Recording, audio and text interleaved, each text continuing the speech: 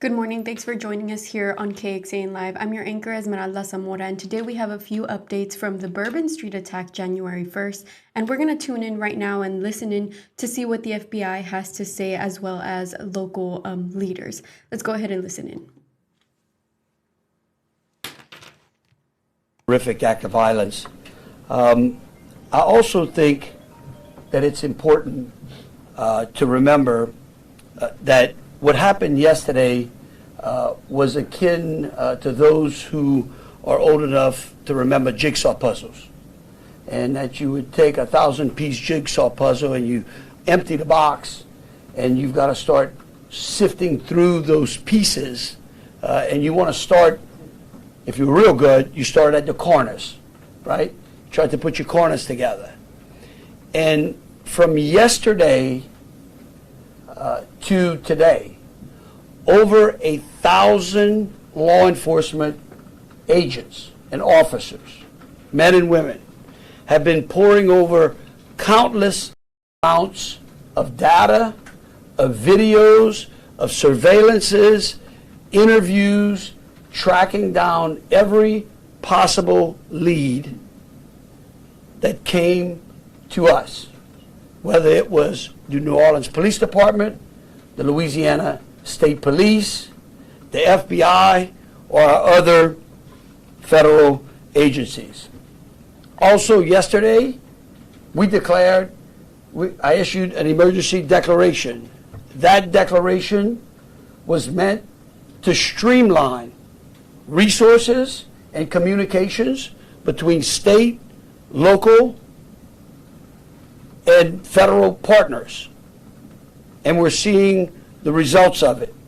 I also would like to remind everyone that what's going on in this city and this state is twofold. We've got an active criminal investigation going on, while we're also continuing to secure the city in preparation for 3 o'clock kickoff time for the Sugar Bowl. With that, I would also remind those who are in the city that as far as state resources are concerned, we have the Louisiana State Police, the Louisiana National Guard, which was part of that emergency declaration, which allowed us to put an entire MP company on the ground. Those become force multipliers, is what we call that in law enforcement and the military. That helps to add to the resources that we have.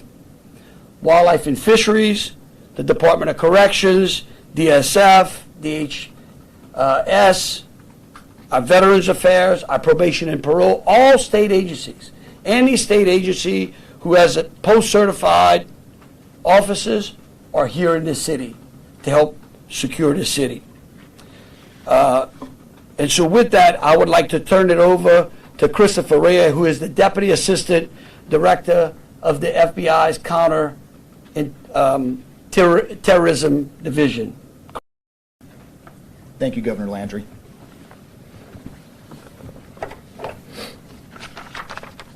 Good morning. I am FBI Deputy Assistant Director Christopher Rea. I'm from our Counterterrorism Division at headquarters. I'm also joined by Assistant Special Agent in Charge Alethea Duncan from our New Orleans office, who you heard from yesterday. I'm here to discuss not only the latest investigative information we have here in New Orleans, but I'll also let you know about other investigative activities outside of the state. I first, and most importantly, want to send our deepest condolences to the victims of this horrific attack and their loved ones. 14 innocent victims were killed in this senseless attack, and at least 35 are injured. We cannot ease the grief people in this community and across the nation are feeling at this time, but rest assured, we stand with you and in support of you. All the resources, and I'm going to go into that a little bit later, all the resources of the FBI are being focused on tracking down every piece of evidence, every lead, every interview, every potential lead we've got. While I won't be able to answer all your questions today, my goal is to be as forthcoming as possible with you on what we've uncovered so far. First and foremost, let me be very clear about this point. This was an act of terrorism. It was premeditated and an evil act. This was obviously a critical incident, and with that, lots of information and tips come pouring in from law enforcement, first responders, and the public. We have been aggressively running down these tips and information. As you all know, that takes time, and we will continue to do so until every lead has been followed through on. This investigation is only a little more than 24 hours old. So I ask you to keep in mind that as I go through some of the specifics later. But at this point, currently, and this is another fact I want to be clear on, we do not assess at this point that anyone else involved in this attack except for Shamsuddin Jabbar, the subject you've already been briefed on. A little bit about what the FBI is doing. So we are surging people and assets to the area from across the region and across the nation. Special agents in multiple field offices across the country have been deployed and are assisting with potential aspects of this investigation and following up on every lead. Additional teams of special agents, professional staff, and victim specialists continue to arrive to provide more investigative power and assistance to the victims and their families. We have also forward deployed a number of our critical incident response group assets, including members of our hostage rescue team, special agent bomb technicians, and crisis management coordinators. In addition, we have deployed more evidence response technicians to continue to process the various scenes that we have. So far, we have received just over 400 tips from the public, and that information is being followed up on both here in New Orleans and across the country. Some of the tips are here in New Orleans, and there are other tips in other states across the country that we are following up on. The FBI team and our law enforcement partners here are also reviewing hundreds of hours of surveillance and other video from both the French Quarter and other locations. As for a timeline, at this point, investigators believe they picked up the rented F-150 in Houston, Texas on December 30th. He then drove from Houston to New Orleans on the evening of the 31st, and he posted several videos to an online platform proclaiming his support for ISIS. There were 5 videos posted on Jabbar's Facebook account, which are time-stamped beginning at 1:29 a.m. and the last at 3:02 a.m. In the first video, Jabbar explains he originally planned to harm his family and friends, but was concerned the news headlines would not focus on the, quote, war between the believers and the disbelievers, end quote. Additionally, he stated he had joined ISIS before this summer. He also provided a will and testament.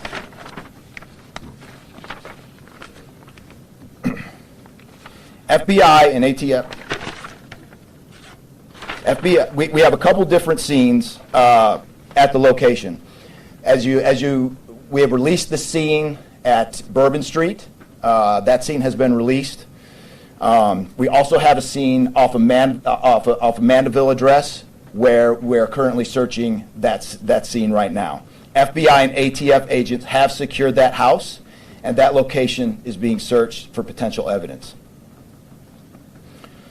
On New Year's morning, Jabbar opened fire after ramming through a blocked-off area of Bourbon Street, used his truck as a weapon to run over the victims. Teams of specially trained victim specialists, again, as I said, are on the ground here in New Orleans, assisting survivors of the attack and loved ones of the deceased.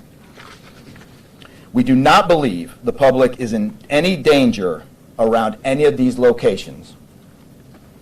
3 phones linked to Jabbar have been recovered, and digital media exploitation is a priority to see what is on the devices and determine if there are any other potential leads. Additionally, we have recovered 2 laptops and are currently reviewing them for any potential leads. Those laptops were recovered at the Mandeville address. Evidence technicians will also be going over the F-150 truck Jabbar was driving As you know, we recovered an ISIS flag from the back of the vehicle. Jabbar declared his support for the terrorist group on social media, as I stated before, as he made his way to New Orleans. FBI bomb technicians also recovered 2 IEDs in coolers, one from the cross-section of Bourbon and Orleans Street, and the second at an intersection approximately 2 blocks away. There were multiple reports of other devices. Those reports turned out to be misinformation or not actual functioning devices. Those are the only 2 devices that we've been able to recover that were functional. Both devices were rendered safe on scene.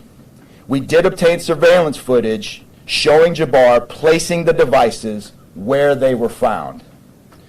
Two other, as I said before, 2 other items of interest were determined not to be IEDs. A little bit about Jabbar. Jabbar himself was born in the United States and is a U.S. military veteran. We are looking in everything in his life. While we have interviewed many people who know Jabbar, we still need to talk to others. Whether you know Jabbar personally, worked with him, served in the military, or saw him in New Orleans or Texas, we need to talk to you. You may not think you have relevant information, but what you know could tie in to one of our investigative leads. Specifically, we want to talk to anyone who was in the French Quarter on New Year's Eve or early on New Year's Day.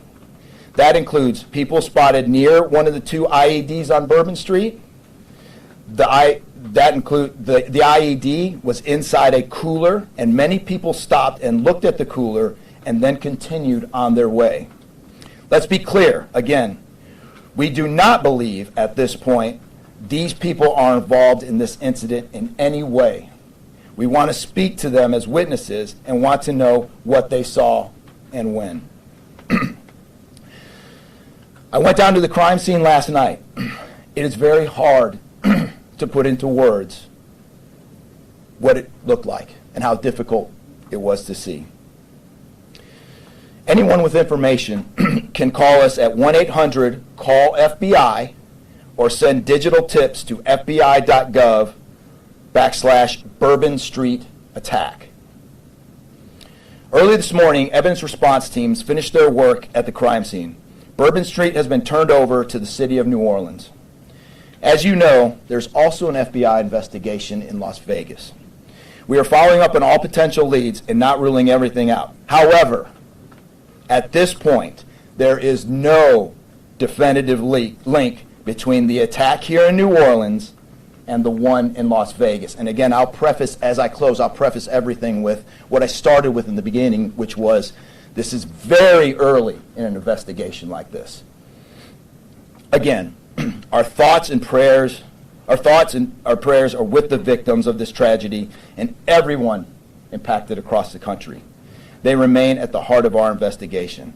I also, although I've only been on the ground here a short time, I also want to express a sincere appreciation for our partners here, which include the U.S. Attorney's Office, HSI, ATF, the New Orleans PD, the Louisiana State Police, the Governor's Office, and countless others. At this point, I'm going to turn it over to the Special Agent in charge of ATF here, Josh Jackson.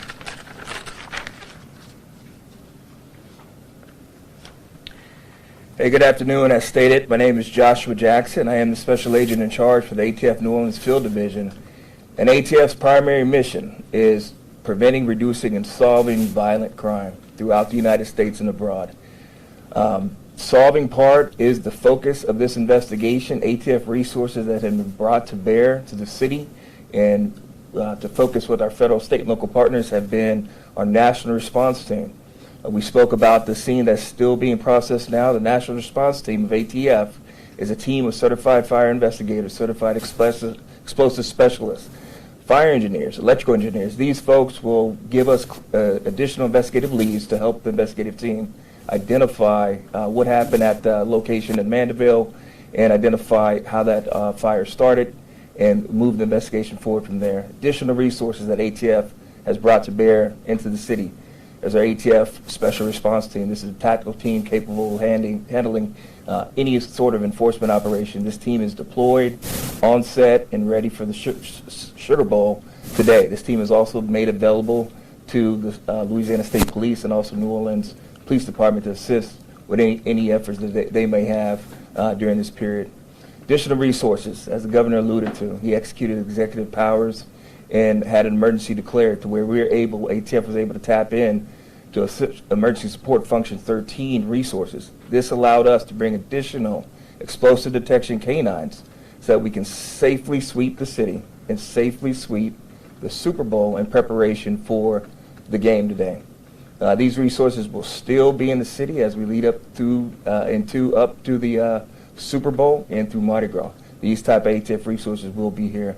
The last resources ATF has brought to bear, and probably the most important one, is our victim witness coordinators. These folks come in and they provide resources to the victims and the family members that have suffered greatly during this tragedy. The entire city hurts, but the victims and the family members are in need of resources and care long after this investigation wraps up. This time next year to be hard for the families and friends who suffered during this event. So our victim witness coordinators are working with the FBI, the City of New Orleans coordinators to provide resources to these folks out here. And as we move forward, ATF will be committed. We will work with the investigative team moving this investigation forward. We'll be here to make sure the city is safe and prepared as we move into the Super Bowl. And with that, I'm going to turn it over to our mayor of this great city, New Orleans. Madam Mayor. Thank you so much. Thank you so much. Well, good morning once again. And I just want to just echo my thank yous to the unified command of our law enforcement partners and at every single level, federal, state, and governor. Governor, thank you for your partnership. Yeah, thank you. I also want to thank the residents and the visitors of the City of New Orleans for your patience, for your support, and most of all, your prayers. Our hearts and prayers continue to go out to the victims' families, and the City of New Orleans, we're resilient. And as I stated on yesterday, my focus in terms of a priority has been on our victims. As you heard, that yes, the FBI was able to clear Bourbon Street. And what that meant also for me in this city was that we were able to remove our victims, identify them, and notify their families. Real reverence. They mattered, the families matter, and matter to the City of New Orleans. In addition to that, I want to just thank again our federal partners in Washington listening to my plea personally for the additional resources to allow for the scene to be cleared and again attending to our victims. I walked by each one and I did the sign across in my own way because reverence again is important. So while we have been able to have Bourbon Street returned back to the City of New Orleans, and the due diligence has been done, that then allowed me to give the go-ahead to begin the cleaning of Bourbon Street. That started happening in the morning about 2 a.m. It was completed before 8 a.m. this morning. But that has really set the tone, I would say, and with the confidence that I have in the law enforcement partners, all of the resources that have been activated, how we have made sure that safety continues to be our top priority, how our assets have been deployed strategically, again, for the safety and the protection of our visitors and our residents in the city. And because of that, the confidence is there to reopen Bourbon Street to the public prior to game time today. The first order will be to allow for vendors to come in and service the businesses. That's important in order for us to stand up activation, as you know, Governor. And so with that, I want to reassure the public that the city of New Orleans is not only ready for game day today, but we're ready to continue to host large-scale events in our city because we are built to host at every single turn. I want to, again, thank all of those who responded to the FBI's call for information and tips.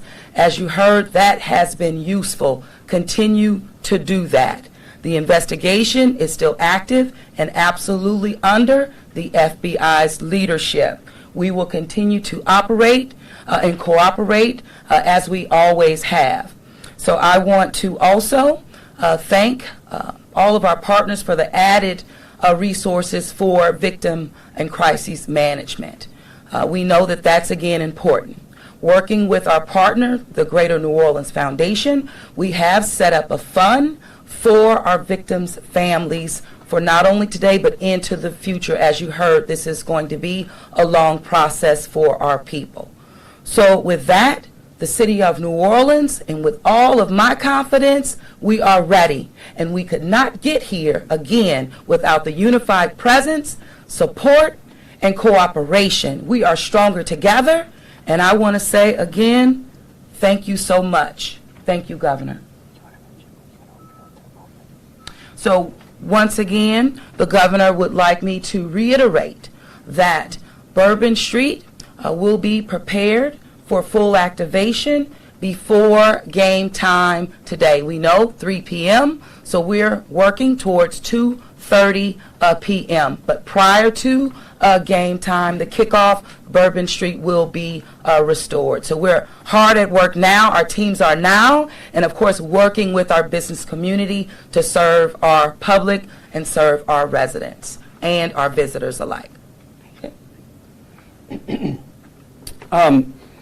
In closing, I want to rest people assured that right now in the city of New Orleans, there is an unprecedented amount of law enforcement resources that are being utilized to close out and to hunt down and to finalize this investigation. I want to thank the FBI and all of our federal partners for the amount of resources they have poured into the city. This type of event can happen in any city. And that's the tragedy of it. And I think it's important for people to understand that to protect our citizens in America from evil, you have to crush it. You can't go out there and placate it. You can't go out there and say, oh, I'm going to put this in place and that in place and hope that evil doesn't show up on your doorstep, because it will. You have to crush it. And that's what we're going to do here. We're going to put it all behind us. We're going to continue to keep the victims, those that are in the hospital, either fighting for their lives or trying to recover, in our thoughts and in our prayers. But you know, this morning, and I don't want to single out just one news source, but I just happened to turn on Fox and Friends, and that was a young man who was interviewed, who was actually on Bourbon Street during this horrific act of terrorism. And they closed out by asking him, what now? And I think he summed it up. He said, look, we can't live in fear, because fear will paralyze us. He said, we come down to the city to enjoy ourselves and to entertain ourselves and to be with our friends and with our families, because that's who we are. Louisiana invented hospitality. The people in this city care for each other. And believe you me, we care about each one of the lives that were lost in the city in that. We will never forget them. But it would be a tragedy if we let their losses be snuffed out because of fear. This city will be back. We will be open to family and friends and loved ones who want some time to relax from the pressures of life. And so today, we're going to have us a sugar bowl. We're going to enjoy ourselves. We're going to keep those, again, who have lost loved ones in mind. and we're going to get on to the business of this city and this great country. With that, I'll take any questions. Governor, this is for you and the Assistant Director. The message has really changed since yesterday. Yesterday, the FBI said that people should be vigilant, that he did not act alone, that he likely had help, and now you're coming out the very next day and saying he was a lone wolf, everything is safe, the game moves on, everybody have a good time. How can you be so sure just 12 hours later? Well, we're going to bring him up. All right, but here's what I want to remind everyone. Like I was a deputy sheriff. All right, I worked in a jail. I worked on the street. I worked on the interstate. I served warrants. I can tell you. Look, in today's world, I get it. Information, we get information like that. Everybody lives in a 15-second TikTok video. We think that life operates like it does on our phones, and it just doesn't. Information changes. In fact, that's why we ask the media for patience. We get information, like I said, no one dumps 1,000-piece jigsaw puzzle and puts it together in 5 seconds. Okay? And what I would tell you is that I appreciate the fact that what we did was we're under-promising and over-delivering today. And I think that's important. And I want to remind something. Look, because over the last decade, law enforcement has taken it on the chin, unfairly. And there are great men and women serving in the FBI, in ATF, in Louisiana State Police, in New Orleans PD. Our sheriffs have been unbelievable in this. And I tell you, they want to protect you all. And we have to trust them. And sometimes the information we put out, we end up finding out that it may be incorrect. But guess what? What we're doing here is something I think is important. It's called transparency. And look, something may change again. Here's what I do know, though. Right now, this is one of the safest places on earth. That doesn't mean that nothing can't happen. Thank you, Governor. And to echo exactly, I think the Governor put it eloquently, as could be said. In a lot of these instances, I also had the opportunity to deploy to Boss Bomb, and I will tell you this is almost carbon copy to Boss Bomb as far as the inaccurate reporting that comes up. And what the Governor said is we want to be transparent with the public. Years of the FBI not being transparent, we're being as transparent as we possibly can. And unfortunately, as we're being transparent, unfortunately for that, there is some information that we have to go back and recorrect. And in this particular incident, you heard the resources that we brought, that the other state and locals have brought. We've had 24 hours now to go through media, to go through phones, to interview people, to analyze those videos, analyze other databases, and after all of that, there's been hundreds and hundreds of leads done just in 24 hours. We're confident at this point that there's no accomplices. And I'll give you an idea of how that information sometimes, a lot of the early reports came out that there were extra people that were setting the coolers down, right? It turns out those were just patrons on the street that were looking inside the coolers, right? Well, we didn't know that at first, so we had to kind of track all that down and put that to rest. So that's just an example, one of the pieces of information, but there were other pieces of information that after we got our feet under us a little bit and on the ground here, we were able to put together a much more accurate picture of the subject and his attention. The updated death toll, we just wanted to double check. Yes. 14, not 15? Yeah. Sorry, sir. 14, and then the shooter himself would be 15, to include the shooter. And The the IEDs, were the IEDs pipe bombs, and have you discovered a remote detonator anywhere? And when you said that you have surveillance footage of the suspect planting those IEDs, what time roughly were they planted? Yeah, those roughly a couple hours. I don't have the exact times in front of me. A couple hours prior to the attack, probably after midnight. I want to say 1 or 2 in the morning, but I can't. Left the area and came back. Correct. That's our assumption now. I mean, we still have a lot to work through. We're getting more surveillance video and everything else, but that's the assumption. Was there Where did sweeps you decide being done on Bourbon Street? Would there have been canines out on New Year's Eve?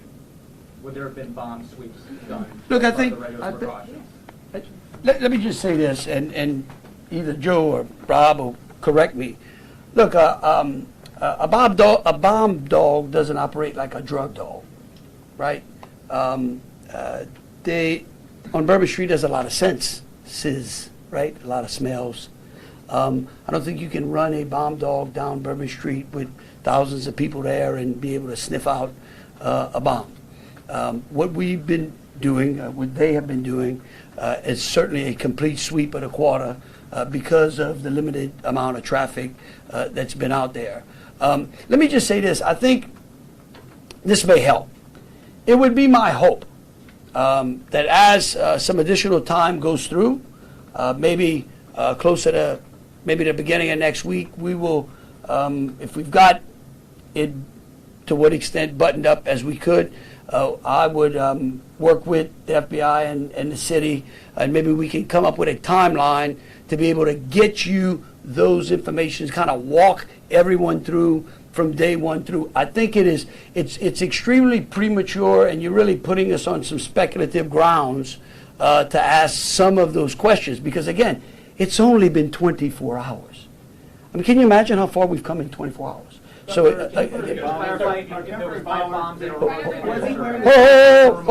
well, we'll go one at a time. Being done to make Bourbon Street safer tonight than it was New Year's Eve? Are temporary bollards being brought in to block off the street, and why weren't those used on New Year's Eve? Well, look, here's what I'm going to say.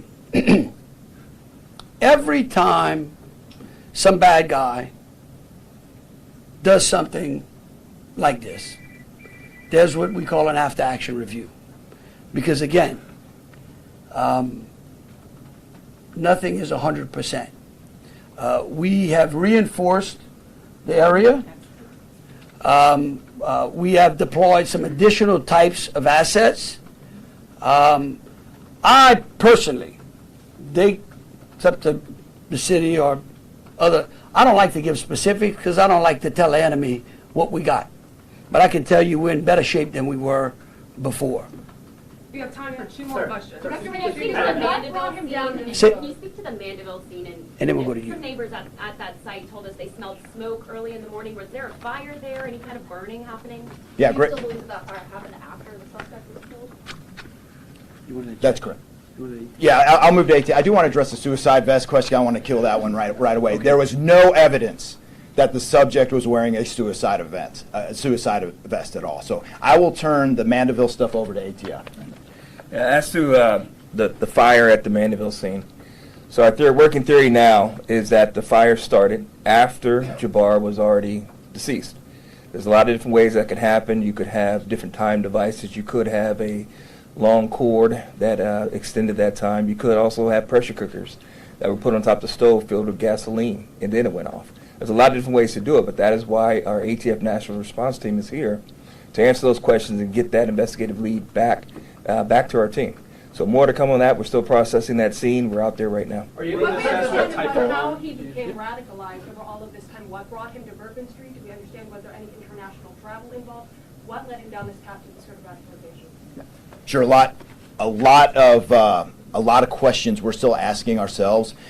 We know that he specifically picked out Bourbon Street. Not quite sure why. I mean, I think one can assume that it was lots of people New Year's Eve, with a target for an attack. That's the stuff in the coming days, as far as that path to radicalization, that we're really going to be digging into and making a priority of. So, what I can tell you right now is that he was 100% inspired by ISIS, and so we're digging through more of the social media, more interviews, working with some of our other partners to ascertain just how to ascertain a little bit more about that connection. We're gonna do one more. Kate. Right there. You've had your hand up for a while. Start it. Thank you, I appreciate it. Yeah. It's actually for Special Agent Ryan. Sir, I prefer those. I'm gonna in order to reassure people, would you be able to explain the analysis and evidence that has led to this most recent understanding that he was a lone actor and that there is at this point, at least from your understanding, no further danger to the public? Sure. I think a lot of that, multiple interviews, the hundreds of interviews that we've conducted so far, the social media review that we've done of his accounts, by my count now, the 5 devices we have, the 3 cell phones and the 2 laptops, been able to initially triage or go through that, and there is just nothing to indicate through call records, through anything on those devices, through interviews, through anything in our systems, that he was aided in this attack by anybody. And again, I have to caveat, like the governor said, this is 24 hours into it. And that could change, but right now we've got a much better picture and much more confidence on what we were dealing with than we were just 24 hours ago. All right, look, thank y'all so very much. Again, we're going to try to get y'all as much information as possible, so any additional information will be put out through press releases. Thank you so very much. Board, are we going to be making Bourbon Street a pedestrian only, or are we going to be allowing cars to drive on it? Pedestrian, make it 9, Chris. Pedestrian only.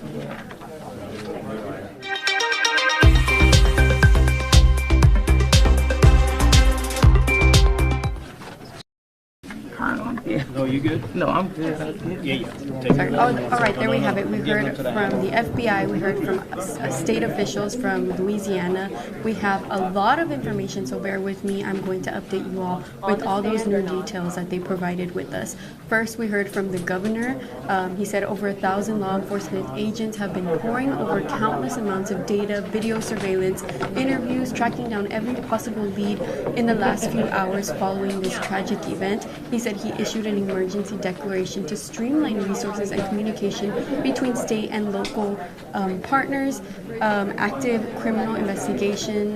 This is an active criminal investigation going on while securing the city in preparation for the 3 p.m. kickoff time for the Sugar Bowl. We also heard from the Deputy Assistant Director of the FBI Terrorist Division. He provided his condolences to the family. He said at least 14 killed and 35 injured so far. That is the update. We've been hearing other numbers, but he said 14 killed at least and 35 injured. He said all the resources the FBI has are being focused on tracking down every piece of evidence. The goal is to be as forthcoming as possible. He said this was an act of terrorism. It was premeditated and was an evil act. The FBI is aggressively running down tips and information, but obviously that takes time. The investigation is only a little over 24 hours old. They said that at this point they do not assess that anyone else was involved in the attack except the suspect that his name has been released as Samsa Jinjabar. They did talk about the surveillance video where they apparently saw a couple other individuals being linked to the situation, but they have come forward and said that they were wrong. This information is wrong, and those individuals were just passerbyers taking a look at those ice chests that had that stuff that those items inside of them. So those individuals are not part of this investigation. They said they were just passerbyers, but they do wish to speak with those individuals if they come forward. So far, they have received just over 400 tips from the public, and they are being filed in New Orleans and across the country. The FBI team is reviewing 100 hours of surveillance, over 100 hours of surveillance footage from the French Quarter and other locations around New Orleans. They picked up the pickup was rented. The F-150 was rented in Houston, and the suspect drove it from Houston to New Orleans on December 31st. The suspect posted videos on social media. The first video, he explained he had planned to harm his family and friends, but he was concerned that the news headlines would not focus on believers and disbelievers. So the first video explained that he originally planned to harm his family and his friends, but he was concerned that the news headlines would not focus on the believers and the disbelievers. I don't understand the why. scene off Mandeville, which is in Houston, is being currently searched by the FBI. They have secured 3 phones linked to Jabbar and 2 laptops, and they said Just tell me that what so we're doing. far investigating these items, they have not found anyone else linked to the investigation. But again, this is an ongoing investigation. It's only over 24 hours old, so we will still have more information coming in. And if you would like to stay up to date with this information, I encourage you to visit our website, kxan.com, for all the latest details. Thanks so much for joining us here on KXAN Live. We hope to see you back when we have more live shows. Thanks so much for joining us.